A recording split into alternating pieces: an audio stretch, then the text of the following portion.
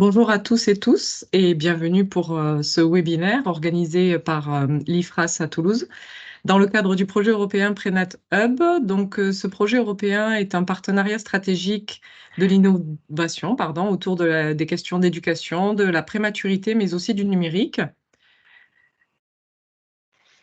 Ce projet Prénat Hub a 5 partenaires. Donc, nous avons comme pays partenaires l'Irlande avec la Irish Neonatal Health Alliance, la Lituanie avec la Lithuanian Prematurity Association, la Hongrie avec la Rights Beside You et la Grèce avec la University of Thessaly et donc l'IFRAS de Toulouse.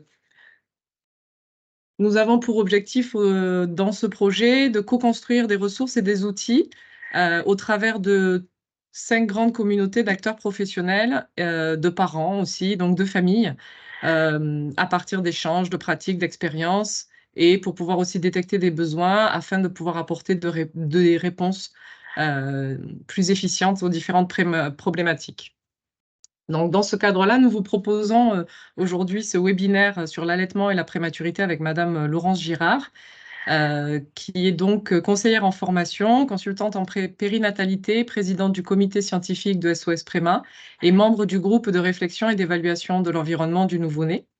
Donc, dans tout le temps de ce webinaire, vous pouvez tout à fait poser des questions via le chat. Nous collectons ces questions et nous les retransmettrons à la fin du chat à Madame Girard. L'ensemble du webinaire est enregistré.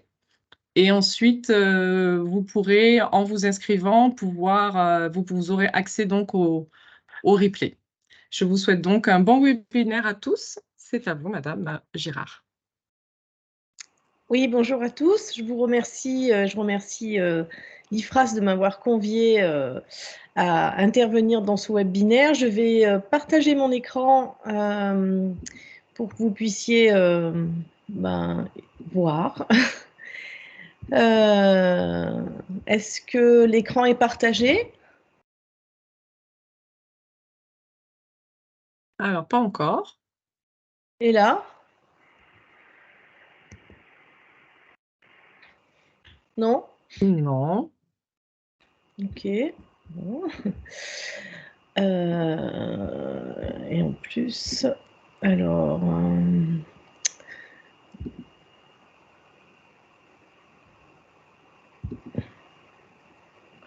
Est-ce que je viens de refaire la manip? On dirait que ça a mieux marché. C'est bon, on Ouais. a accès à votre PowerPoint.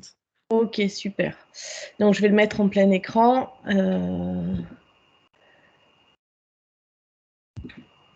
Voilà. Est-ce que c'est OK pour tout le monde? C'est parfait, merci à vous. D'accord, ok. Donc, on est ensemble aujourd'hui de 14h à 15h. Je vais essayer de tenir les délais. Et je vous remercie encore pour cette invitation. Je ne savais pas si j'apparaîtrais à l'écran, donc j'ai mis une photo, donc c'est moi, mais un peu en plus jolie. Je ne vais pas revenir sur ce que Madame Albert a déjà dit me concernant, excepté j'ai eu la chance de faire un voyage d'études à Uppsala dans des unités de soins néonatales. Uppsala, c'est en Suède. Alors pourquoi Uppsala? Parce qu'il y a à Uppsala une infirmière néonatale qui a beaucoup travaillé sur l'allaitement et la prématurité, qui s'appelle Kerstin Nyqvist, et qui nous a beaucoup apporté. Et leurs résultats concernant l'allaitement étaient tout à fait remarquables. Et puis, en 2011, des travaux, en fait, on s'est réunis à Uppsala pour établir un référentiel spécifique, initiative Hôpital Ami des bébés, mais spécifique à la néonatologie, qui a ensuite été proposé à l'OMS après 2015, puisqu'il y a eu un deuxième workshop en 2015, et il a été adopté dans les pays scandinaves et le Canada. Voilà, et je voulais vous dire cela pour que vous compreniez bien que d'abord c'est de là que je vous parle, et ensuite qu'il y a un consensus autour des pratiques de soins concernant l'allaitement en néonatologie. Alors, une petite définition, l'OMS considère l'allaitement exclusif comme le fait de donner aux nourrissons uniquement du lait maternel, À l'exception de tout autre liquide, solide ou même de l'eau, la prise de médicaments, de vitamines et d'oligo-éléments ne remet pas en question le statut d'exclusivité de l'allaitement. Mais l'OMS ne dit pas comment en fait ce lait maternel est donné au bébé. Il peut être pris au sein par le bébé ou indifféremment mis dans le biberon après que la maman ait tiré son lait. Dans ce webinaire, nous allons envisager jusqu'à l'allaitement au sein. Alors, c'est un distinguo qui est assez important. Quand on lit les études, par exemple aux États-Unis, ils vont qualifier d'allaitement exclusif indifféremment l'allaitement au sein ou l'allaitement au biberon. Alors que dans les études européennes et notamment scandinaves, on va vraiment parler d'allaitement au sein de façon spécifique. Évidemment, si la maman choisit de donner son lait via le biberon, c'est tout à fait possible, hein, puisque c'est même plus facile, entre guillemets. L'allaitement maternel, c'est une relation synergique entre la physiologie et le comportement de la mère et la physiologie et le comportement du bébé. Alors, synergique, ça veut dire quoi? Ça veut dire que l'un ne va pas sans l'autre, bien entendu, mais dans le cas où l'un des partenaires est moins efficace ou moins efficient, eh bien l'autre compense ou va devoir compenser. Le plus souvent, les problèmes d'allaitement viennent pas de la mère, hein, et sont relatifs plutôt au bébé. Et pour la prématurité, c'est évidemment aussi le cas. Et c'est les mères qui vont régulièrement compenser les difficultés que rencontre leur bébé. Mais on va voir aussi que les mères qui accouchent prématurément peuvent elles aussi avoir des difficultés physiologiques qui sont des obstacles. Donc l'allaitement, c'est le bébé et la maman qui agissent en synergie, mais ils sont pris dans un contexte. Et ce contexte, il est évidemment très large, hein, ça dépend de nombreuses choses, mais on va réduire le champ sur le contexte de la prématurité. Et on va rencontrer dans ce contexte des facilitateurs ou, à contrario, des obstacles. Et évidemment, l'objectif est de pouvoir favoriser les facilitateurs, hein, qui pèsent plus lourd dans la balance que les obstacles, tout en se basant sur des données qui soient scientifiquement validées, de façon à pouvoir guider les mamans, les bébés, les professionnels, les parents, hein, de façon plus générale, de façon sûre. Alors, ce webinaire est construit en 5 ou 6 parties. On verra si vous avez des questions. On va commencer par voir quels sont les obstacles et quels sont les facilitateurs. Les obstacles seront toujours en rouge, les facilitateurs en vert. Ce n'est pas très original. D'abord, dans un contexte qui est la vision du monde, comment on va concevoir et la prématurité et l'allaitement. Cette vision du monde va induire une organisation des soins, et elle ne sera pas la même suivant la vision du monde qu'on a. Cette organisation des soins va induire des pratiques de soins côté maman et aussi induire des pratiques de soins côté bébé. Et Madame Jennifer Valette nous a fait l'honneur et le privilège de nous accorder un témoignage qui est assez intéressant, puisqu'elle a rencontré de très nombreuses difficultés et elle nous en parle dans une petite vidéo que je vous montrerai à la fin et qui illustre assez bien et les obstacles et les facilitateurs qu'on peut rencontrer dans le domaine. Alors, concernant la vision du monde, quels obstacles?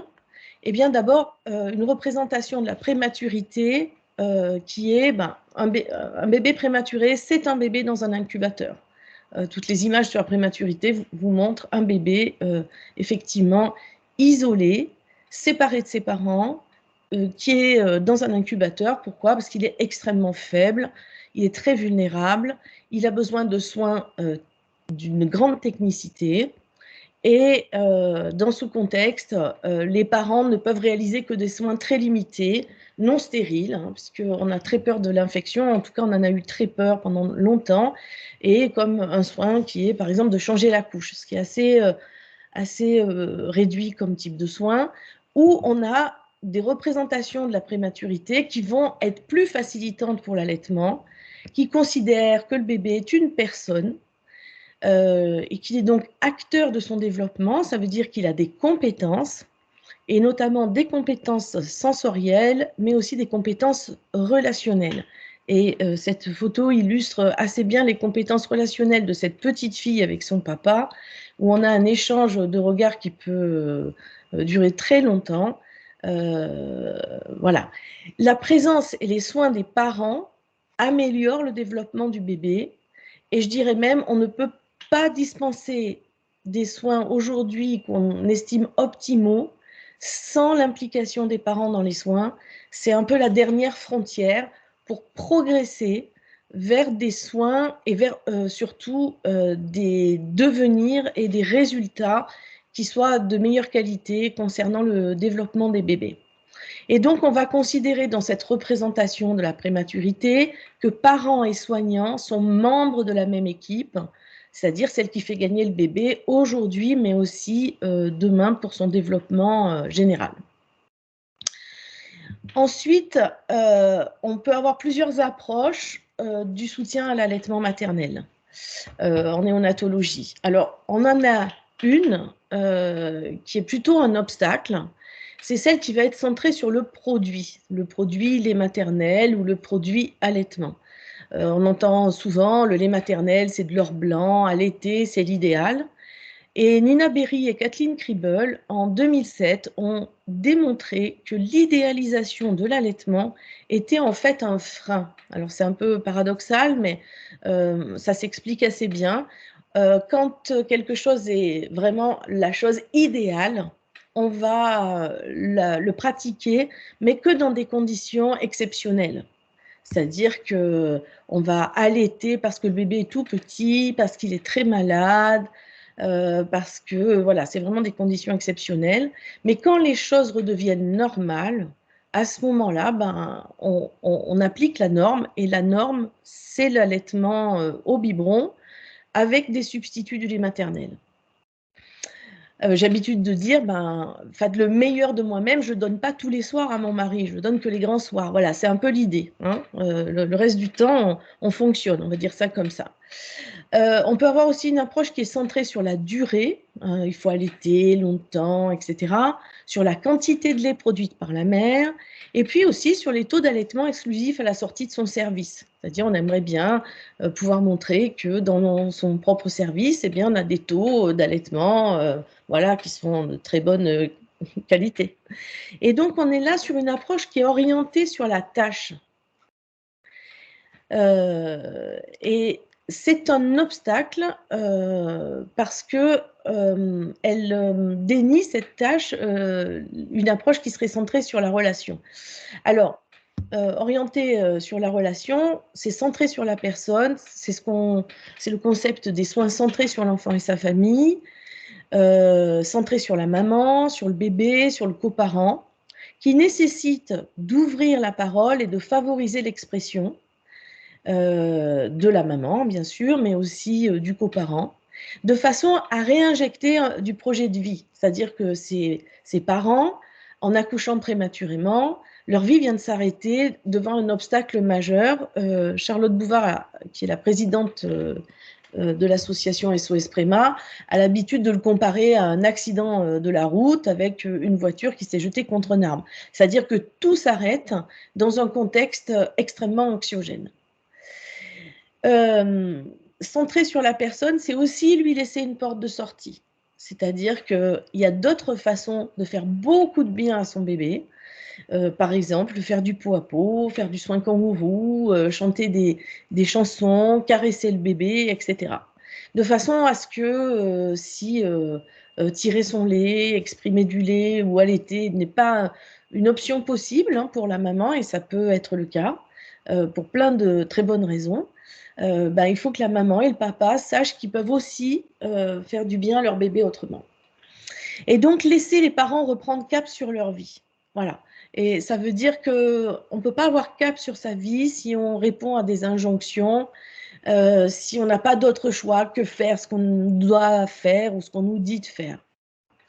Voilà. Et ce qui marche assez bien, c'est la politique des petits pas, c'est-à-dire, est-ce que vous seriez d'accord pour donner un peu de votre colostrum? Alors, le colostrum, c'est le premier lait qui sort des seins dès la naissance.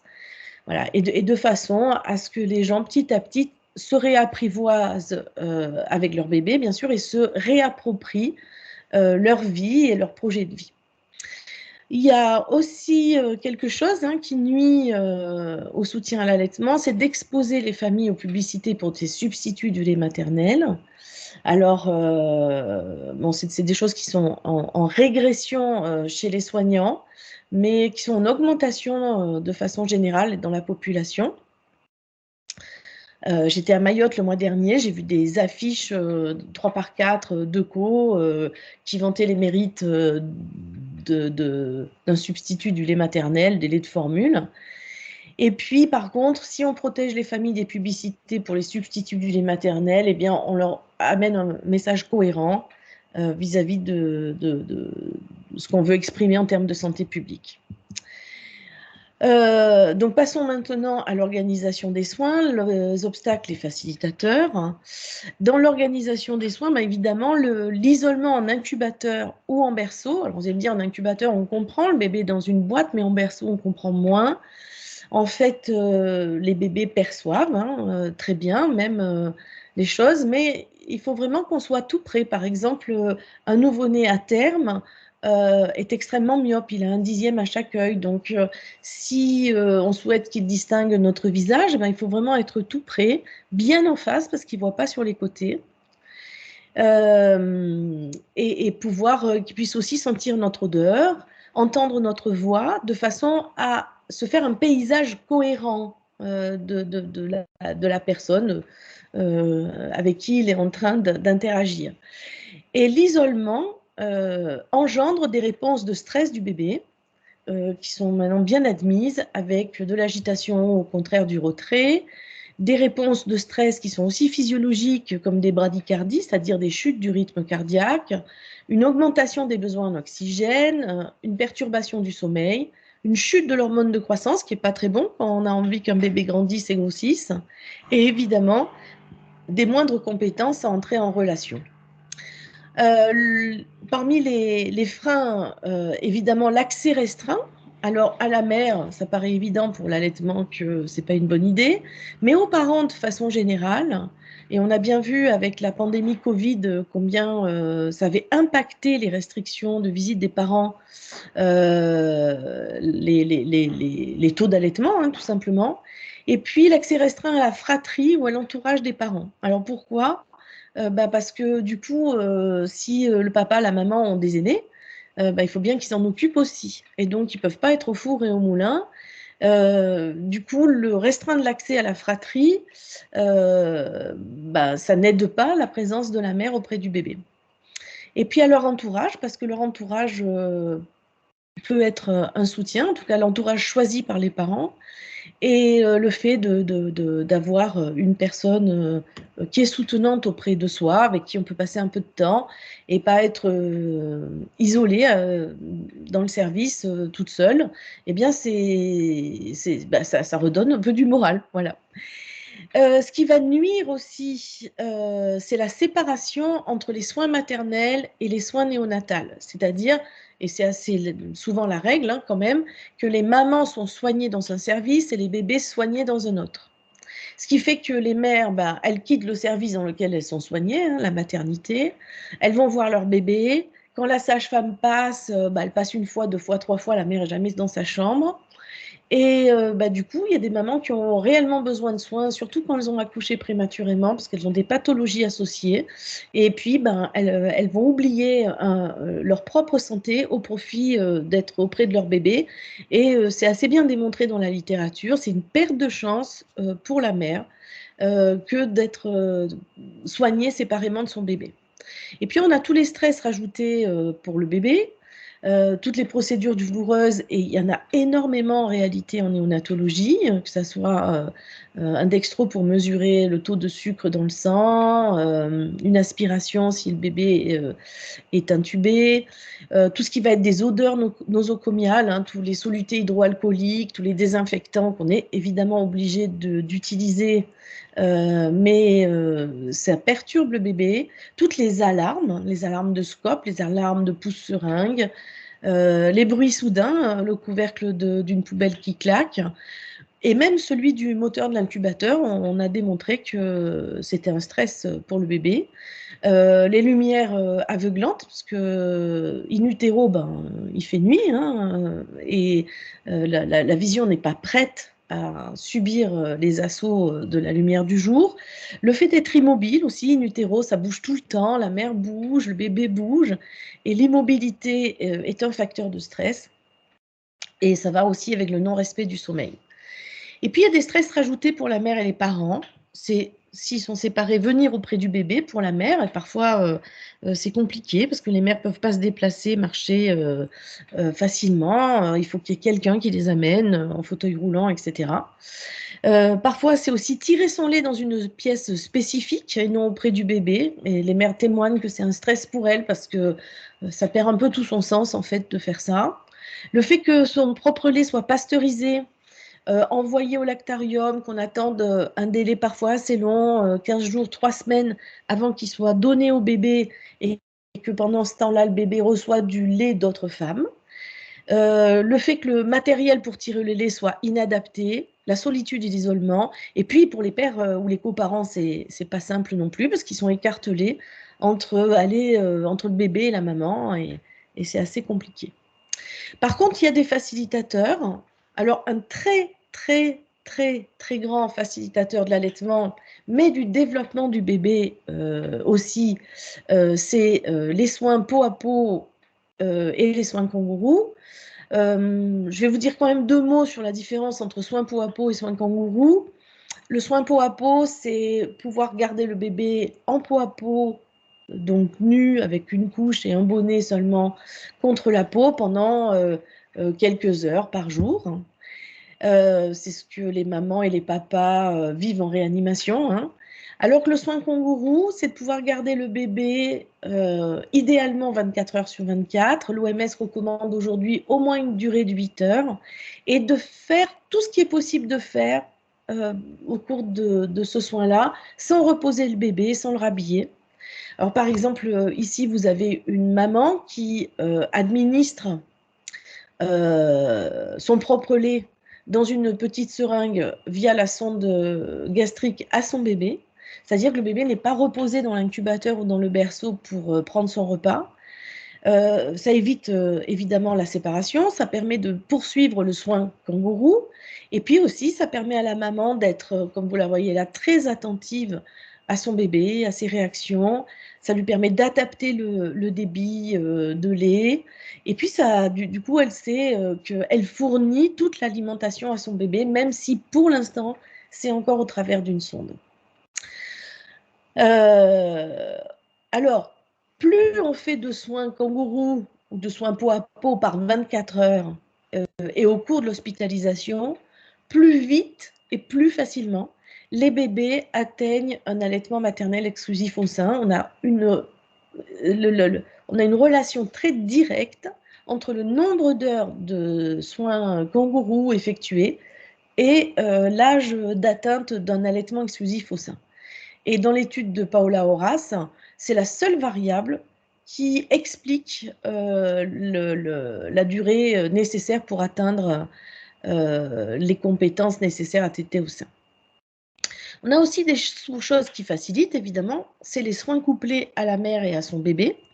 C'est-à-dire que mère et bébé sont soignés ensemble, les équipes néonatales et obstétricales se relaient auprès du bébé, ça demande une certaine coordination, hein. Mais on a montré que ça réduisait la durée d'hospitalisation jusqu'à 10 jours pour les plus grands prématurés. Ça facilite la présence maternelle, y compris la nuit, puisque voilà.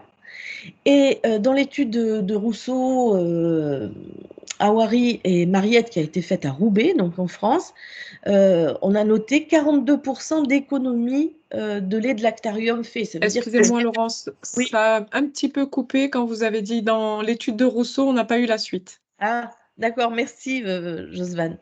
Vous m'entendez là? Oui. Oui, super. Pardon. Dans l'étude donc de Sylvaine Rousseau, Nora Awari et Sylvie Mariette, qui a été menée à Roubaix, elles ont constaté que, en fait, depuis, elles ont eu un changement architectural et du coup, les mères étaient hospitalisées avec leur bébé et elles ont constaté une économie de lait de lactarium de 42%, ce qui est quand même assez intéressant quand on connaît le coût du lait de lactarium, et ça veut dire aussi que les mamans avaient plus de lait en fait pour leur bébé. La présence continue 24 heures des parents, 24 heures sur 24 des parents avec une ouverture à la fratrie. Alors, on redoute évidemment, et c'est compréhensible vu l'hiver qu'on vient de passer, les infections à VRS qui donnent des bronchiolites ou les bronchiolites de façon générale qui sont transmises par les aînés. Les études ne sont pas unanimes sur ce sujet, mais on a deux études assez récentes, Kitsun en Allemagne et Horikoshi au Japon, qui montrent que l'ouverture à la fratrie n'a pas augmenté les taux d'infection chez les bébés, chez les tout petits. Ça a conduit un groupe, alors c'est aux États-Unis, on est en Europe, c'est un peu différent, mais à faire des recommandations de grade C, c'est-à-dire avec un niveau de preuve assez bas, c'est ça le grade C, et donc c'est incertain, c'est-à-dire en période épidémique, d'éviter que les grands frères et les grandes sœurs viennent voir les bébés, ou alors avec un masque. Voilà. Bon, l'évidence n'est pas encore très claire là-dessus, mais sans doute que on pourra progresser puisqu'on a quand même déjà deux études qui nous tranquillisent un petit peu sur le fait que les bébés sont pas plus malades. Et puis le fait d'avoir des personnes ressources choisies par les parents. Alors cette photo a été prise à Bogota. Vous avez donc une paire de jumeaux, une maman et sa maman. Et à Bogota, c'est là où a été inventée la méthode mère kangourou. Il y a la fondation kangourou et en fait, les bébés sortent pour le domicile autour de 34 semaines en position kangourou et en soins kangourou complets, puis ils reviennent tous les jours au début avec leurs parents, leurs grands-parents, leurs frères et sœurs pour être évalués sur le plan médical. C'est pas possible ça si on n'a pas des personnes ressources pour aider les parents ou la maman si elle est toute seule. Et ces personnes, elles sont choisies par les parents et en fait, elles permettent aux parents de garder le bébé au centre de leurs préoccupations en fait. Voilà. Donc, ce qui est très facilitant pour résumer, c'est zéro séparation et couple de care, c'est-à-dire soins couplés à la mère et à son bébé. Alors, on a vu les facilitateurs dans l'organisation des soins. On va regarder les facilitateurs et les obstacles dans les pratiques de soins côté maman. Alors, on a déjà un problème, c'est que les mamans qui accouchent prématurément présentent plus souvent que d'autres des pathologies maternelles qui impactent plus ou moins défavorablement la lactation au travers des hormones qui jouent sur la lactation, qui sont la prolactine, l'insuline, les hormones thyroïdiennes, la progestérone. Et donc, les pathologies comme la prééclampsie ou l'éclampsie, l'obésité, le syndrome des ovaires polykystiques, le fait que la mère ait un placenta prévia, c'est-à-dire un placenta qui va rester en place pour éviter une grave hémorragie, mais qui va encore fournir de la progestérone, du coup. Et puis, on a des pathologies qui surviennent pendant la grossesse, qui sont rarement dépistées en réalité. Des pathologies donc auto-immunes qui sont la thyroïdite avec une destruction tout ou en partie de la thyroïde, des hypophysites aussi auto-immunes avec destruction en partie de l'hypophyse. Ce qui fait que si on est face à une maman qui a des difficultés de lactation, dont on n'a pas d'explication dans les pathologies que je viens de citer, celle-là, la thyroïdite et l'hypophysite passant relativement inaperçues, on ne dit pas, oh, bah, c'est pas de chance, vous ne pouvez pas allaiter, c'est comme ça, c'est la vie. Non, on se demande ce qui se passe parce que même si elle ne pourra peut-être pas allaiter, elle peut être soignée par contre. Voilà. Et il y a des choses à faire. Et puis, quand on est face à des hémorragies plus ou moins sévères de la délivrance, il y a une perte de la masse molémique et du coup, la montée de lait est un peu à la peine derrière. Voilà, donc on peut avoir des retards comme dans l'obésité, dans l'éclampsie, dans l'hémorragie, ou rien. On peut avoir un syndrome des ovaires polykystiques sans impact, ou au contraire, un impact majeur qui fait qu'on n'a quasiment pas de production lactée. Et puis des pathologies où on ne va pas avoir de production lactée non plus. Alors, parmi les obstacles, c'est aussi l'initiation de la lactation après 6 heures après l'accouchement. On ne sait pas exactement quel est le bon timing. En 2015, on a pensé, grâce à Madame Parker, qu'en fait le bon timing, c'était dans l'heure qui suivait l'accouchement. Les études qui ont suivi n'ont pas tout à fait montré la même chose, mais on a un consensus, c'est de ne pas dépasser 6 heures. Voilà. En sachant qu'on en reparlera après, on a un effet bénéfique à donner le colostrum, on le verra. Les freins aussi vont être les injonctions, c'est perdre le cap sur sa vie, et les injonctions irréalistes en particulier données à la mère par rapport à sa situation, son état, son projet, voilà.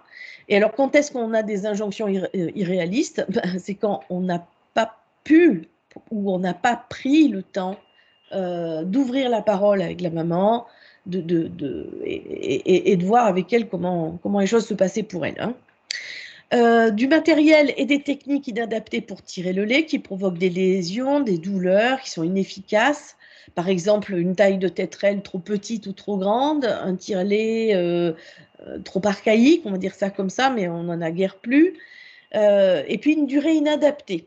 Par exemple, c'est tirer votre lait 20 minutes, madame. Bon, c'est inadapté si au bout de 5 minutes, elle a drainé ses seins, 20 minutes ne vont pas être très utiles. Si au contraire, 20 minutes après, le lait continue à couler, bon, c'est assez exceptionnel, mais pourquoi pas, eh ben, 20 minutes n'a pas plus de sens. Voilà, donc la durée inadaptée, c'est quelque chose qui n'est pas basé sur l'observation. On a aussi évidemment chez les mères et aussi chez les coparents des états de stress aigus allant jusqu'à la sidération, avec des difficultés de connexion temporelle. On ne sait plus quel jour on est, si on est le matin ou l'après-midi, et évidemment des difficultés de connexion sociale avec les membres de sa famille, avec les soignants. Voilà, c'est des états sur lesquels les professionnels sont pas ou très peu formés, qui sont difficiles pour eux à reconnaître et qui sont vécus comme parfois, cette maman n'a pas tellement envie, elle est un peu molle, etc. L'isolement et la détresse, le sentiment d'être abandonné quand on est isolé, le sentiment d'inutilité, et puis évidemment la culpabilité qui assaille toutes les mères que j'ai rencontrées en fait. Un accompagnement qui n'est pas fondé sur la preuve ou sur le besoin de la mère.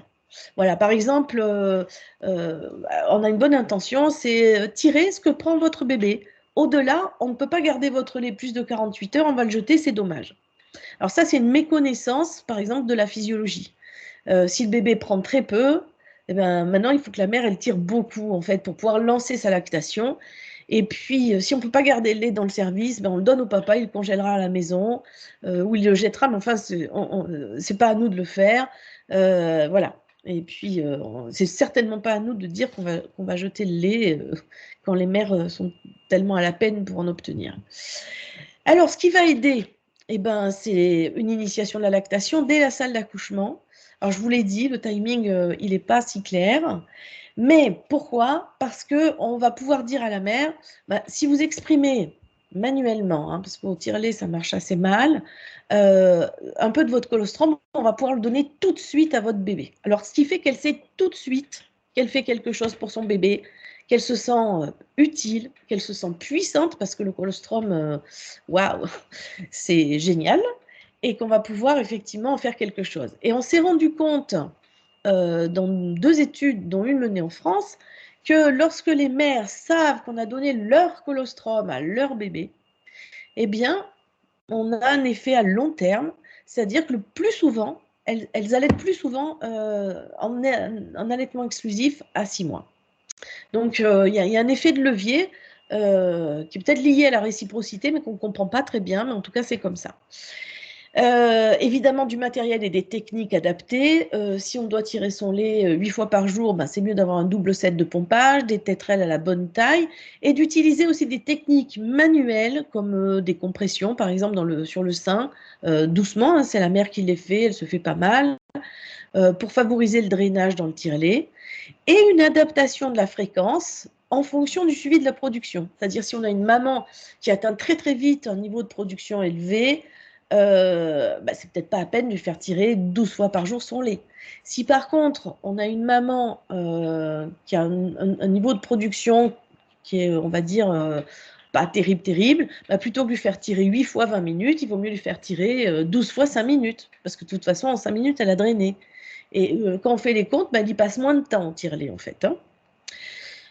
Soins de kangourou et soins de peau à peau, ça augmente la sensibilité de la mère aux signaux de son bébé, ça augmente les taux de prolactine, c'est assez bien montré, ça augmente les taux d'ocytocine, hein, qui est l'hormone de l'attachement, mais qui est aussi l'hormone de l'éjection du lait, et donc ça améliore la production lactée. Et puis toujours cette politique des petits pas, donner son colostrum, donner son lait, mettre au sein son bébé, poursuivre l'allaitement lors de l'arrivée au domicile, mais on verra ça en temps et en heure, quand ça viendra. Favoriser un sentiment de puissance et d'utilité, voilà, parce que ça remet la mère et le coparent aussi dans un continuum temporel orienté dans un but. Et ça, c'est excellent. Est-ce que le fait qu'il y ait des professionnels formés au soutien à l'allaitement dans l'équipe, bah, ça aide? Bah, en fait, j'ai envie de vous dire, bah, évidemment que ça aide. Oui, ça aide. Broom le démontre très bien dans une étude assez récente. Simplement, quand on reprend la cohorte épipage de 2011, Ayoub Mita et Véronique Pierrat, on se rend compte que, en fait, bah, c'est pas si évident. Alors, ça nous dit quoi? Ça nous dit que s'il y a un professionnel formé et puis que tout le reste de l'équipe fait à peu près n'importe quoi, en tout cas ne va pas dans le même sens, eh bien, bah, voilà. Ce qui veut dire qu'il faut avoir une politique de service et de la formation, implanter au moins les standards IHAB, même si on ne passe pas le label, implanter des points clés, et l'OMS et Maastruc 2021 ont identifié des points clés qui ont fait augmenter de façon assez notable les taux d'allaitement exclusif à la sortie. Et puis favoriser l'entourage maternel, permettre qu'il y ait des personnes ressources qui viennent voir la mère ou qui la relaient hein, auprès du bébé. La fratrie, et puis le soutien de pair à pair, c'est-à-dire entre mères allaitantes ou entre la mère qui allaite aujourd'hui et celle qui a allaité hier. Alors, on a des groupes hein, comme ça qui sont constitués dans les hôpitaux. On a aussi des associations de soutien à l'allaitement et aussi des associations de soutien aux parents de nouveau-nés hospitalisés, dont SOS Préma, dont je vous parlerai un petit peu après. Les pratiques côté bébé, on a des obstacles et des facilitateurs aussi. J'accélère un petit peu. Alors, un obstacle qui est très embêtant, c'est le fait que la mère ait une faible production. Parce que ça veut dire que le débit de lait qui va sortir du sein, le débit au moment de la succion, va être assez faible. Or, c'est le fait qu'il y ait un débit important qui entraîne l'apprentissage de la coordination tétée, déglutir et respirer. Et c'est indispensable qu'il y ait ce débit de lait suffisant. Et ce qui fait que, effectivement, le fait que la mère ait du lait en abondance, c'est le primum movere pour permettre au bébé de téter au sein. Si on demande au bébé d'être performant, mais à un âge requis, par exemple, quand j'ai commencé à travailler, notre chef de service nous disait les bébés ne peuvent pas téter avant 34 semaines et 3 jours. Voilà. Chercher Nick Vist a montré que les bébés pouvaient téter quand ils pouvaient téter. Certains tétaient à 29, d'autres à 31. Voilà. Le fait de faire des tétés à heure fixe, toutes les 3 heures, en réveillant le bébé alors qu'il était en train de dormir, qu'il n'est pas prêt, qu'il est sur ou distimulé, et qu'il était jusqu'à présent isolé et qu'on va le mettre au sein. Donc là, on est vraiment centré sur la tâche. Il faut qu'il tète, il faut qu'il prenne du poids, etc. L'absence de peau à peau, l'absence de soins de développement individualisés avec des soins de routine épuisants, c'est-à-dire on va faire la toilette, le change, tous les trous, et puis après demander au bébé de téter.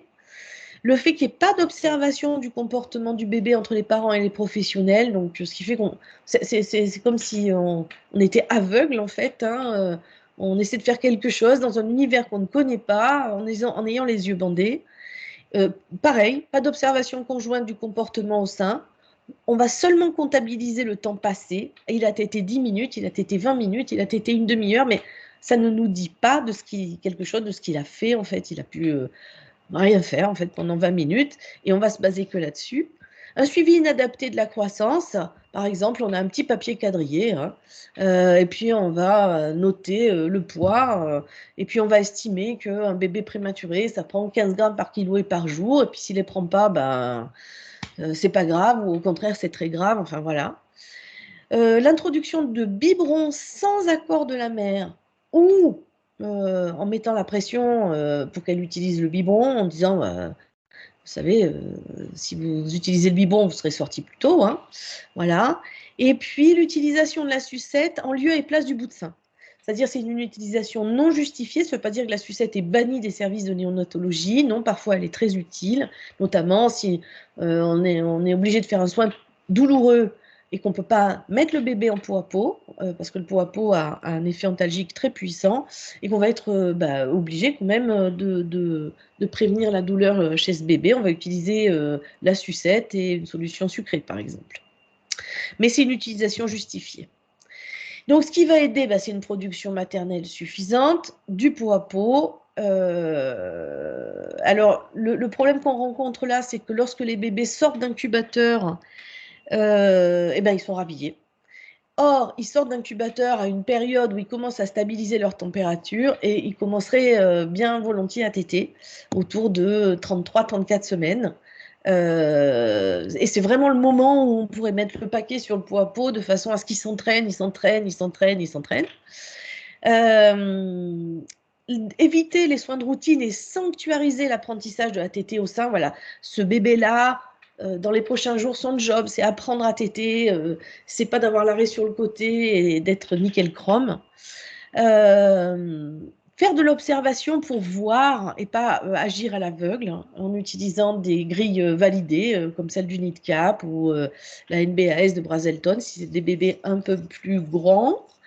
Et puis, faire des observations conjointes du comportement du bébé au sein. Madame Nigvist nous a livré une échelle tout à fait pertinente qui s'appelle Premature Infant Breastfeeding Behavior Scale, qui permet de mesurer les progrès du bébé, qui a été reprise par l'équipe de Valenciennes dans la fleur de lait. Et puis ensuite, il y a eu un e-learning, donc elle s'est beaucoup répandue en France.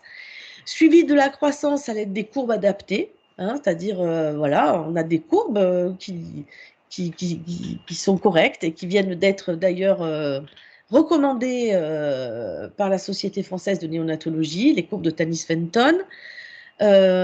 Introduction du biberon, mais par la mère, après qu'on ait évoqué, discuté avec elle des possibles difficultés que ça pouvait engendrer. Ce qui n'est pas toujours le cas, mais voilà, il faut que ça soit clair, qu'elle ait eu une information éclairée et que ça soit OK. Et puis, utilisation justifiée de la sucette.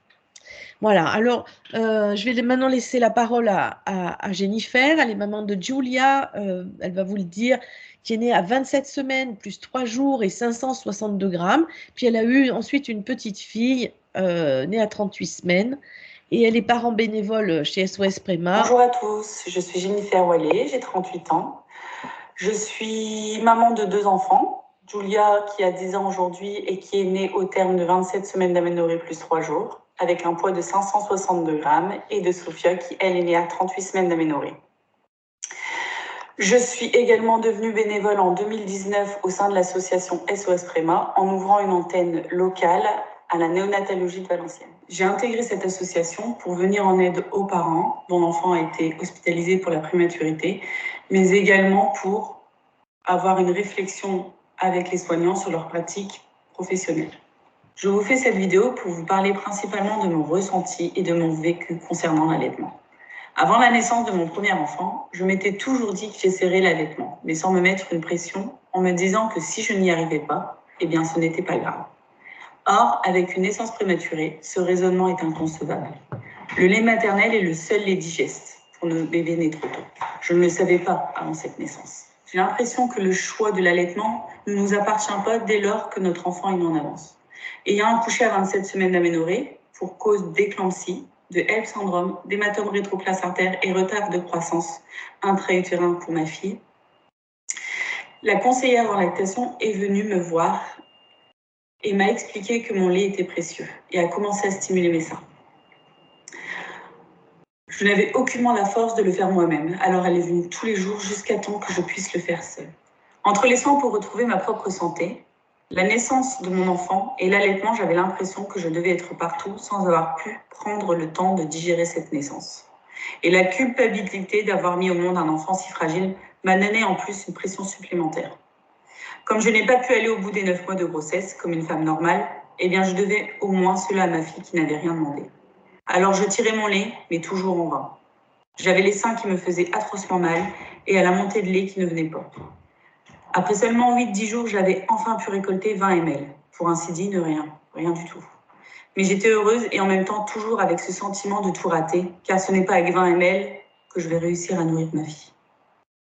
On attendait de moi, enfin j'avais cette impression, que le personnel soignant me surveillait que je ne baisse pas les bras.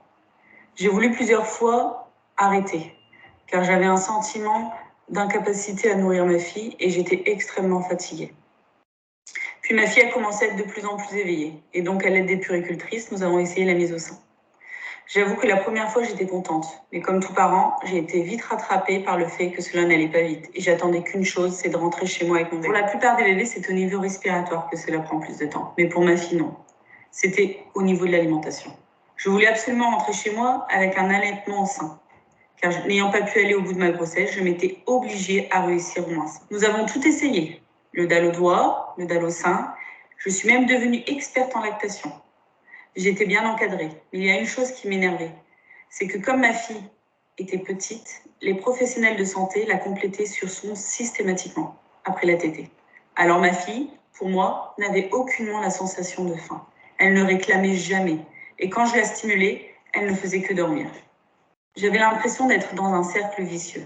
J'ai donc pris mon courage à deux mains et j'ai parlé aux professionnels de santé qui s'occupaient de ma fille. Ils nous ont écoutés et nous avons décidé de mettre un plan B en place. La laisser 8 heures sans complément pendant 2 jours et de regarder si son poids augmentait. Après 2 jours, elle se réveillait beaucoup plus et tétait vigoureusement. Et nous avons pu sortir seulement après 85 jours d'hospitalisation. J'étais fière de moi et de ma fille, mais pour moi, il restera un sentiment de pression extrême du personnel de santé en ce qui concerne l'allaitement. Je sais qu'ils font tout cela pour obtenir le meilleur pour tous ces bébés nés avec une longueur d'avance, mais je pense que le bien-être de la maman est primordial pour aider au bon fonctionnement de l'allaitement. Il est important de soutenir la maman dans ses choix et de l'accompagner au mieux. Il faut savoir qu'allaiter un bébé de 562 grammes est complètement différent que d'allaiter un bébé né à terme, le réflexe de succion n'étant pas présent. Je parle en connaissance de cause, car depuis, j'ai eu une seconde fille que j'ai allaitée jusqu'au sevrage naturel, c'est-à-dire jusqu'à ses 38 jours. Je vous remercie de m'avoir écouté et j'espère que vous comprendrez mon vécu et la pression que j'ai eue.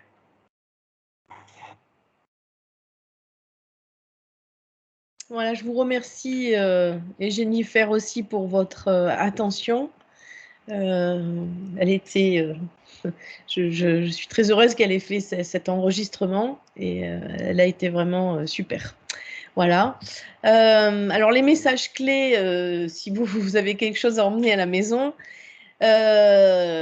c'est un accompagnement centré sur les besoins exprimés par la mère, mais aussi le coparent. Les mères et les coparents, les pères n'ont pas les mêmes besoins.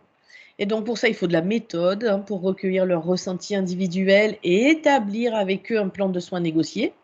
Ce plan de soins, Jennifer l'a raconté, hein, finalement, elle a pris son courage à deux mains, elle est allée parler aux professionnels et ils ont établi un plan de soins négocié pour le bébé. Mettre en lumière les points forts des parents et de leur bébé, parce que c'est le seul endroit où ils peuvent s'appuyer, c'est sur les points forts, et donc il faut vraiment le montrer, parce que, comme vous l'avez compris, ils voient surtout leurs points faibles.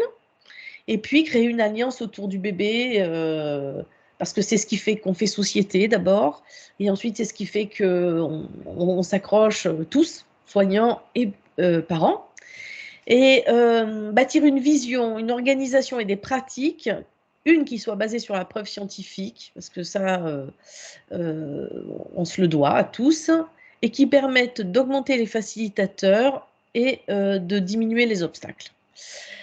Voilà, donc on peut soit passer un temps d'échange et de questions. Je vais arrêter le partage d'écran. Est-ce qu'il y a des questions, Josvan? Alors, je n'ai pas de questions actuellement, mais n'hésitez surtout pas. Et du coup, il nous reste un petit peu de temps. Alors, je ne voulais pas aborder d'emblée les bénéfices parce que ce n'était pas l'essentiel en fait. Mais peut-être qu'il y a des personnes qui ont des questions sur les bénéfices pour le bébé ou voilà, dites-moi, qu'est-ce que vous en pensez? Est-ce que vous voulez qu'on parle des bénéfices du produit, alors pour le coup, hein, sur le bébé? On ne parlera pas des bénéfices de l'allaitement sur la maman, bien qu'il y en ait vraiment beaucoup, et justement parce qu'il y en a trop, et qu'on n'a pas le temps, mais ça peut être l'objet d'un autre webinaire, mais voilà. Qu'est-ce que... Vous avez des écrits dans le chat? Il y a des choses? Alors, pour l'instant, j'ai pas de réaction. Moi, j'ai une petite question. Vous avez parlé au départ là euh, des campagnes où on idéalise un peu l'allaitement et que ça pouvait être un frein pour les familles. Ouais. Et est-ce que vous pensez que il faut repenser du coup les campagnes de prévention? Bah oui, d'ailleurs, ça a été fait. Je vais peut-être arrêter le partage d'écran pour vous répondre. Ça a été fait puisque aujourd'hui, l'OMS parle de l'allaitement, c'est la norme biologique. Voilà. C'est-à-dire, l'objectif, ça a été de normaliser, en fait, ça y est, j'ai trouvé. Hop, j'arrête le partage d'écran. L'objectif, ça a été de normaliser le message. Vous me voyez là? Très bien. Ouais, c'est formidable. De façon à effectivement sortir de l'idéalisation. C'est un message qui est assez bien passé. Et c'est pour ça, alors peut-être au début, ça peut surprendre. C'est pour ça que vous voyez aujourd'hui l'allaitement est la norme biologique. Voilà. C'est-à-dire normaliser ce type d'alimentation pour le bébé. Et bien sûr, oui, absolument, il faut y réfléchir dans les campagnes parce que on a envie d'idéaliser, c'est normal, on a envie de merveilleux aussi, mais c'est pas super rentable à long terme, quoi. Voilà. Oui, puis ça peut être vite culpabilisant aussi.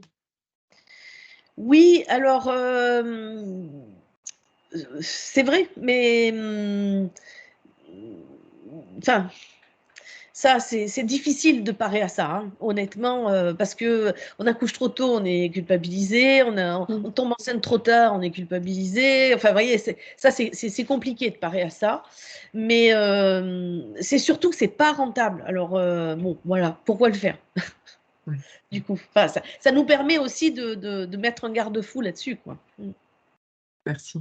J'ai une question de Marc Darzès, désolée si je le prononce mal, qui demande quelles sont, selon vous, les positions d'allaitement facilitatrices pour le bébé prématuré?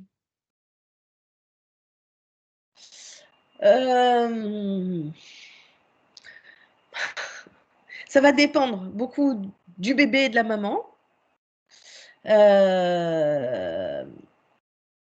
alors, comment vous dire, la position, c'est important pour aider le bébé, hein, et la maman d'ailleurs. C'est clair qu'il y a des choses qui peuvent aider le bébé à se stabiliser, à s'autoréguler et à lui permettre de téter plus facilement. Ça peut être d'avoir un appui plantaire. Alors avant un appui plantaire, mais ça peut être verticalisé contre le corps de la maman, mais ça peut aussi être, et vous l'avez certainement vu chez des mamans qui allaitent, elles ont leur bébé en madone, en berceau, enfin voilà, et puis elles mettent leurs mains sous les pieds du bébé, et elles font des choses comme ça. Et si vous leur dites pourquoi vous faites ça, elles disent ah ben j'ai remarqué qu'il t'était mieux quand je faisais ça. Voilà. Et parfois c'est un peu instinctif. Donc, si c'est un bébé qui est très tonique, le fait qu'il ait des appuis plantaires, qu'il soit verticalisé, qu'il puisse se diriger, ce que Suzanne Colson a appelé le biological nurturing, pourquoi pas. Mais si c'est un bébé qui est encore assez faible, on ne va pas passer beaucoup de son énergie à le laisser faire. Voilà. Et je dirais il m'est arrivé une petite expérience. Donc, c'est une maman, on installe le bébé commence à téter, il tète, il déglutit, bon, super, tout le monde regarde. Et puis, au bout d'un petit moment, le bébé continue à téter, mais il déglutit plus. Alors, on dit, ah, ben, c'est fini. Et en fait, cette maman, sous les effets des hormones de la tétée, sous les effets, ce qui était une bonne chose, hein, finalement, elle s'est laissée un peu aller, elle a un peu relâché son bras. Et le bébé s'est éloigné un tout petit peu, mais d'1 ou 2 millimètres. Hein. Et de fait, le bout de sein était plus aussi profondément dans la bouche du bébé. Et de fait, il n'arrivait plus à faire venir du lait. Donc, je dirais la position, oui, bien sûr. Mais finalement, qu'est-ce qui nous importe? C'est d'observer ce qui se passe. Et si on trouve que pour ce bébé-là, pour cette maman-là, cette position, elle est top, bah, il faut prendre cette position-là. Et puis, d'ailleurs, les mamans, elles n'ont pas un goût pour l'échec invétéré. Hein, elles vont prendre ce qui marche.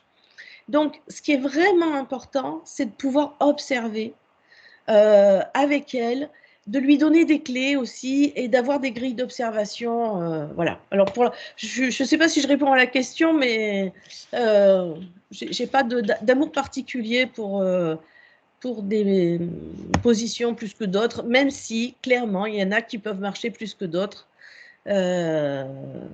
Voilà, ça peut être aussi, par exemple, ce qu'on appelle le ballon de rugby, c'est-à-dire la tête du bébé contre le sein et puis les pieds sont adossés et prennent appui sur le fauteuil dans lequel la maman est. Et comme il prend appui, en plus, il peut avoir un contact visuel avec sa maman, elle peut lui glisser un doigt dans une main, ce qui l'aide aussi à se stabiliser. Voilà. Donc, finalement, c'est plus les composants de la position qui sont importants que la position elle-même. Est-ce que j'ai été claire? Alors oui, il répond merci. J'avais en tête le BN de Suzanne Colson que vous avez évoqué. Oui. Mais il faut quand même un bébé qui a la pêche. Hein, voilà. Donc après, j'ai des remarques de Christine Sazi qui dit « Ça fait plaisir et du bien de voir que des personnes expriment le fait que le principal est le lien entre enfants et parents et ou co-éducateurs choisis. La relation humaine est différente pour chacun. Vouloir une image standardisée de ce qui est bon pour l'enfant est selon moi une aberration. Alors merci de le dire. » On a aussi Anne Grimal-Floquet qui exprime « Vous parlez de personnel qui n'a peut-être pas besoin d'être formé pour toute l'équipe. Cependant, pour l'avoir vécu en tant que toute jeune maman allaitante, quelles sont les choses que l'on peut dire à nos étudiants pour leur montrer que l'allaitement est important sans les culpabiliser s'ils ne sont pas favorables, mais indispensables pour l'enfant ?» Bon, je ne sais pas si je vais vous parler de mon ressenti. Hein, évidemment, je ne peux pas parler de ceux d'autres personnes et ça n'appartient qu'à moi. Et c'est d'être dans l'observation et juste dans l'observation dans un premier temps parce que alors, il se trouve que je suis formée à la NBAS, la Neonatal Behavior Assessment Scale de Brazelton, et j'ai fait, grâce à cette échelle, un voyage extraordinaire avec les bébés et leurs parents. Et le fait d'être... bon, déjà, le fait d'observer, on perturbe. Hein, le milieu, c'est de la physique quantique, il faut le savoir, mais quand même, on en retire quelque chose qui est d'abord un beau voyage, où on oublie tout, y compris soi-même, et voilà. Donc, ça fait du bien aussi, ça nous fait poser. Et pour les étudiants, c'est pas mal aussi de poser un peu. Et puis, et surtout, on apprend à découvrir les bébés et leurs mamans. Et on apprend tellement des bébés et de leurs parents que je dirais, si les étudiants apprennent à observer déjà, c'est gagné. Alors, le problème, c'est qu'il faut savoir quoi regarder. Parce que si on ne sait pas quoi regarder, on voit des choses, mais on ne sait pas très bien comment avoir de la cohérence dans l'observation. Et donc, je dirais, ben, faut s'appuyer sur des échelles qui existent déjà, que ce soit des échelles comportementales, des échelles pour la TT, et puis petit à petit, parfaire son regard. Et après, c'est magique. C'est magique. Merci beaucoup. Oui, je partage vraiment cet avis sur la place de l'importance, en tout cas, de l'observation dans l'accompagnement des familles et des bébés. Il y a aussi Sylvie Cacciatore, désolée. Votre approche est respectueuse tant pour les parents, le prématuré et l'allaitement, bonheur. Voilà. Merci. Il y a ensuite Roxane Mediviala qui donc demande quelle grille d'observation utilisez-vous pour les tétés? Vous y avez un petit peu répondu peut-être? Oui, alors faut reprendre la PIPS, enfin la Premature Infant Behavior Breastfeeding Scale, qui a été francisée, on va dire, dans la fleur de lait, qui est assez intéressante dans son intégralité, parce qu'elle nous dit beaucoup de choses sur les bébés. Voilà. Et récemment, là, j'ai fait un cas clinique dans un cours d'un bébé qui s'est déshydraté gravement. Et en fait, c'était une équipe américaine, et ils avaient utilisé une autre échelle. C'est pas un bébé prématuré, qui est la latch. Or, dans la latch, par exemple, on regarde bien la succion, mais on ne regarde pas le rythme succion-déglutition. Et donc, ce bébé faisait de la succion, mais ils n'ont pas été capables, avec cette échelle, et c'est compréhensible, de se rendre compte qu'en fait la mère n'avait pas du lait en abondance. C'est pour ça qu'il s'est déshydraté, quoi. Là, voilà. Et donc oui, il y a des échelles plus pertinentes et plus performantes que d'autres. Et la PIPS de Madame Knivist, ouais, c'est top. Merci. Il y a une réaction de Caroline Croy qui écrit « Un plaisir sans faille de vous écouter. Merci pour votre bienveillance. » Merci, Et Caroline. il y a Sylvie Cacciatore qui redit « Donc, favorable ou pas à l'allaitement pour soi-même, pourquoi pas, mais en qualité de soignant ou futur professionnel de périnatalité, je pense que c'est un non-sujet. » Oui, c'est-à-dire effectivement, dans la mesure où, je sais pas, c'est comme si on disait, est-ce que tu es pour ou contre les traitements anticancéreux? Enfin, je prends un peu l'extrême, mais bah non, je suis dans un service où on traite les gens, forcément, si je suis là, je fais et j'aide à ça. Et effectivement, c'est un non-sujet en tant que professionnel, puisque c'est un sujet de santé publique. Donc du coup, voilà. Après, effectivement, il y a des personnes qui peuvent être résistantes. Et l'avantage des personnes résistantes, c'est le moment où elles basculent, où elles se rendent compte qu'il y a un bénéfice qui n'est pas forcément pour la santé et tout ça, mais qui est effectivement sur la relation, sur le plaisir de la maman avec son bébé, etc. Elles deviennent motrices et c'est encore waouh, voilà. Donc peut-être que chacun peut trouver au travers de l'accompagnement des mamans et des bébés quelque chose qui le nourrit lui-même, quoi. Merci. N'hésitez pas si vous avez d'autres questions. Moi, je trouverais intéressant peut-être que vous nous présentiez ce que vous aviez prévu. Si vous avez encore le temps, oui, ça va pas être très long, hein. Oui. Alors, du coup, qu'est-ce que j'ai fait là? Voilà. Je vais repartager l'écran. Hop. C'est bon, vous voyez mon écran là? Oui. Normalement, oui. Alors, ah non, c'est pas ça, mon Dieu. J'avais mis le film au cas où ça soit trop compliqué pour lui d'aller le chercher sur Internet. Alors, on va parler 2 secondes des bénéfices, du coup. Et il y en a, alors je n'ai pas fait le tour de tous, hein, mais quand même. Alors là, c'est une étude italienne qui a été donc menée en Italie. C'est important le pays dans lequel on mène les études parce que, vous voyez, là, c'est des bébés qui sont allaités sur 12 mois. Il se trouve que les Italiennes allaitent plus longtemps que les Françaises. Voilà. Et il y a des études qu'on peut mener dans certains pays et moins bien dans d'autres. En rouge, c'est les bébés. Alors, c'est des bébés qui sont nés prématurés à moins de 33 semaines. Et donc, en rouge, c'est les bébés qui n'ont jamais été allaités. En vert, c'est ceux qui sont allaités. Bleu clair, c'est ceux qui sont allaités exclusivement. Et bleu foncé, c'est ceux qui sont allaités et complétés avec des laits de formule. Et ça, c'est la probabilité d'être hospitalisé pour une bronchiolite, du coup, dans la première année. Alors évidemment, plus on vieillit, plus on a des chances d'être malade. Hein. Voilà. C'est vrai pour les bébés, c'est vrai pour les adultes. Et du coup, au début, on a très peu de probabilité d'être malade hein, dans le premier mois. Puis cette probabilité, elle va augmenter de façon considérable jusqu'à presque 10%, presque. À la fin de la première année, pour les bébés qui n'ont jamais été allaités. Par contre, pour ceux qui sont soit allaités exclusivement, soit allaités avec des laits de formule, et dont l'allaitement se poursuit avec la diversification hein, après, jusqu'à 12 mois, vous voyez, on a une réduction du risque quasiment de moitié. Alors, ça nous dit deux choses. Ça nous dit que il vaut mieux, même si on n'allaite pas exclusivement, c'est toujours bon pour le bébé de recevoir du lait de sa maman. Voilà. Ça nous dit que si on ne veut pas les voir revenir au cours de la première année en hospitalisation pour une bronchiolite, on a intérêt, nous les professionnels, à soutenir l'allaitement et les mamans, parce que sinon elles jettent l'éponge, et vous l'avez compris, c'est très difficile, hein, Jennifer nous l'a bien expliqué.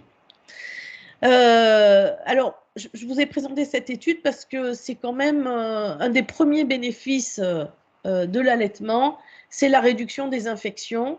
Simplement, cette réduction des infections, elle est vraiment optimale tant que le bébé est allaité et l'effet anti-infectieux, on va dire, disparaît dans les 15 jours, 3 semaines qui suivent l'arrêt. Hein. Voilà, c'est pas juste magique. Hein. Il faut quand même recevoir des anticorps. Le risque de développer une rétinopathie en fonction du mode d'alimentation. Alors, on a là le premier groupe qui est nourri uniquement avec du lait maternel ou du lait humain, ça peut être du lait de donneuse, et le deuxième groupe qui est nourri avec uniquement des laits de formule. Alors ça, c'est des études qui sont menées aux États-Unis, parce que nous, on ne donne pas de lait artificiel, on va le dire comme ça, aux enfants de moins de 32 semaines.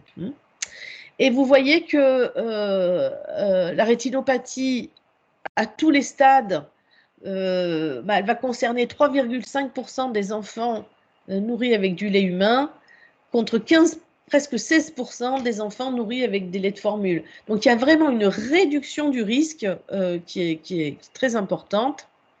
Et c'est vrai, même à des stades plus précoces, hein, comme des stades seuil, on va dire ça comme ça. Et c'est même d'autant plus vrai puisqu'on a des bébés, on a 1,3% des bébés nourris avec du lait humain ou maternel qui présentent un début, alors qu'il y en a 12,3% parmi ceux qui sont nourris avec du lait de formule. Alors, il y a une étude là, qui est sortie ce mois-ci qui montre que l'inositol, on savait déjà qu'il influait sur la rétine, mais en fait, on vient de se rendre compte qu'il influe aussi sur toute la connectivité neuronale en favorisant le développement des synapses. Et ça va expliquer ce que je vais vous montrer après. C'est qu'on a une amélioration des fonctions cognitives, motrices et aussi du comportement en faveur du lait maternel. Donc, c'est une étude qui est assez ancienne, qui a été menée aux États-Unis aussi par Madame Vore. Donc, des prématurés de faible poids de naissance qui ont été évalués à 18 et à 30 mois d'âge corrigé pour le développement cognitif, le développement moteur et le score de comportement. Madame Vore a été capable, alors c'est des études observationnelles sur dossier informatisé, hein, pour chaque 10 millilitres de lait maternel supplémentaire reçu, d'identifier que les enfants, en moyenne, présentaient un demi-point, enfin plus d'un demi-point de développement cognitif, plus d'un demi-point de développement moteur et presque 1 point dans le score comportemental. Alors, je dois vous dire, cette étude m'a beaucoup énervée parce que j'arrivais pas à trouver, mais c'était quoi l'échelle qu'ils avaient utilisée, et est-ce qu'un demi-point, c'est important ou c'est pas important? Ben, je sais toujours pas vous répondre. Puis un jour, je me suis calmée, j'ai enfin compris ce que j'avais à en faire, c'était de dire aux mères, chaque fois, vous voyez, Jennifer, elle nous a dit, je tirais que 20 millilitres. Ouais, sauf que chaque fois que vous donnez 10 millilitres, alors 20 millilitres, c'est le double, à votre bébé, ben vous améliorez avec 20 millilitres d'un point, pardon, son développement cognitif et moteur, et de 2 points son développement comportemental. Et je me suis dit, mais c'est ça, tout ce qui est pris est pris. Tout ce que le bébé a avalé, on ne va pas pouvoir lui faire rendre. Donc même, et c'est ça qu'il faut pouvoir dire aux mères, c'est-à-dire, il y a celles qui font 1 litre, il y a celles qui font 35 millilitres, ok, mais n'empêche que tout ce que prend votre bébé, ben c'est pris. Bravo, c'est génial. Voilà. Alors, sur l'amélioration des fonctions cognitives, c'est quand même un des grands points pour l'allaitement. Alors là, c'est une étude française qui a été publiée par Jean-Christophe Rosé sur Nantes au travers des pipages. Alors, ici, on a les enfants qui n'ont pas été allaités, mais qui n'ont jamais reçu de lait de mère non plus. Du lait de leur propre mère, parce que avant 32 semaines, ils reçoivent du lait de donneuse, et puis après, voilà. Là, c'est les enfants qui ont été nourris avec le propre lait de leur mère au cours de l'hospitalisation. Ça, c'est les enfants qui ont été allaités par leur mère, donc, mais qui ont été sevrés avant l'âge de 2 mois. Et ça, c'est les enfants qui ont été sevrés à l'âge de 2 mois ou après. Et ici, on a un score composite d'évaluation du développement mental. Et vous voyez qu'on a une droite quasiment, une linéarité entre le fait de ne pas avoir reçu de lait de sa propre mère et le fait d'avoir été sevré après 2 mois. Mais ce que vous voyez aussi, c'est qu'on a une perte très importante, et ça nous dit qu'on n'est pas en Italie, c'est qu'ici, on a 880 bébés et ici, on en a 91. Ça veut dire que donc l'étude, les enfants ont 5 ans, elle est sortie en 2012, elle a dû être menée, on va dire, entre 2005 et 2006, quelque chose comme ça. Ça veut dire qu'en 2006, bah, finalement, il y a peu de bébés qui sont encore allaités, qui ont été prématurés, qui sont nés prématurément et qui sont encore allaités après l'âge de 2 mois. Et c'est dommage. Ça veut dire qu'on a progressé hein, depuis, il n'y a pas de doute, mais voilà. Ben, je crois que c'est tout ce que je voulais vous montrer. Je vous remercie, et Jennifer aussi vous remercie pour votre attention. Et je vais arrêter le partage d'écran. Eh bien, merci Laurence Girard. Merci aussi à Jennifer Valette pour sa participation qui était très, très poignante et intéressante et qui nous a permis de comprendre aussi le point de vue des parents, l'importance de les observer, de les écouter et de prendre en compte leurs enfants et eux. On a beaucoup de personnes qui vous remercient pour ces informations, pour votre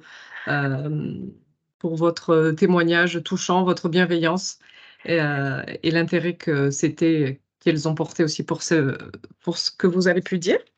Donc, on va tous vous remercier. Vous pouvez, via l'adresse mail que j'ai mis dans le chat, nous contacter pour pouvoir avoir accès au replay et participer aussi aux communautés d'échange. Donc, n'hésitez pas et merci à tous. Voilà, et puis moi je vous remercie et je remercie l'IFRAS. Et puis je remercie surtout toutes les gens et toutes les personnes qui se sont connectées voilà, pour écouter. Et, je vous souhaite une très belle fin de journée. Merci à vous tous. Au revoir.